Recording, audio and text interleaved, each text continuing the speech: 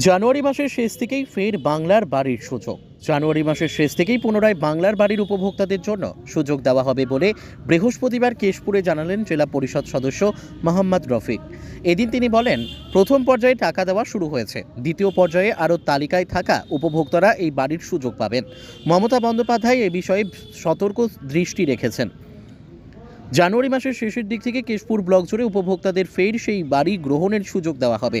BJP Ghatal master plan নিয়ে সম্প্রতি postering করেছে ঘাটালে। সেই প্রসঙ্গে মোহাম্মদ রফিক জানান, ওদের কাজ শুধু কুৎসা করা, সেটাই করছে। ঘাটাল মাস্টার প্ল্যানের কাজ ইতিমধ্যেই শুরু হয়ে গেছে, সেটা ওদের জানা উচিত ছিল। মুখ্যমন্ত্রী বলেছিলেন তিনি কাজ শুরু করে দিয়েছেন। একই সঙ্গে ধর্ম নিয়ে শুভেন্দু অধিকারী রাজনীতি প্রসঙ্গেও বিভিন্নভাবে জবাব দিয়েছেন মোহাম্মদ রফিক। তিনি বলেন, শুভেন্দু অধিকারী শুধু হিন্দু ধর্ম করে যান। মানুষকে নতুন করে হিন্দু ধর্ম শেখাতে হবে না শুভেন্দুকে।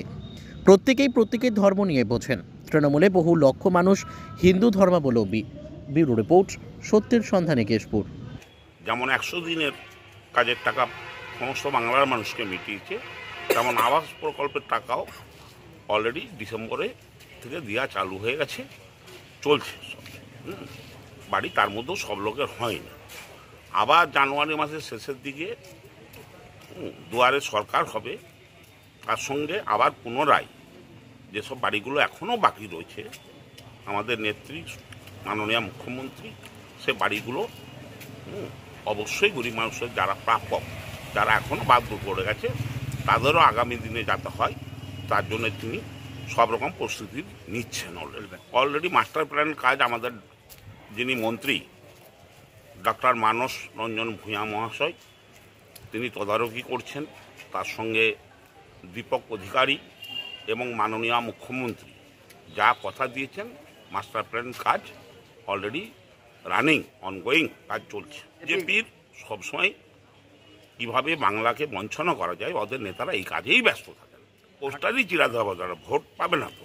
বিজেপি কোন দিন কোন মানুষের পাশে থাকে।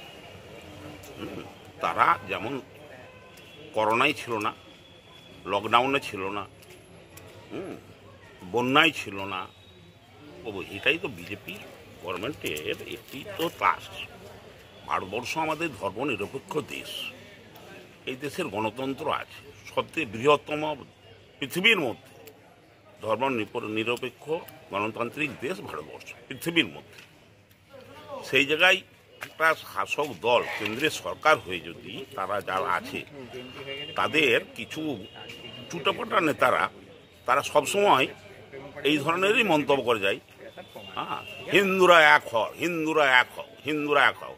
আরে ভাই, আমার দলের কত লোক হিন্দু এমপি রয়েছে, কত লোক হিন্দু এমএলএ রয়েছে, কত লোক হিন্দু মন্ত্রী রয়েছে, কত লোক চেয়ারম্যান রয়েছে, কত লোক হিন্দুরা কর্মাধ্যক্ষ রয়েছে। সব এখানে হিন্দু মুসলিমের কি হয়েছে আজ পর্যন্ত?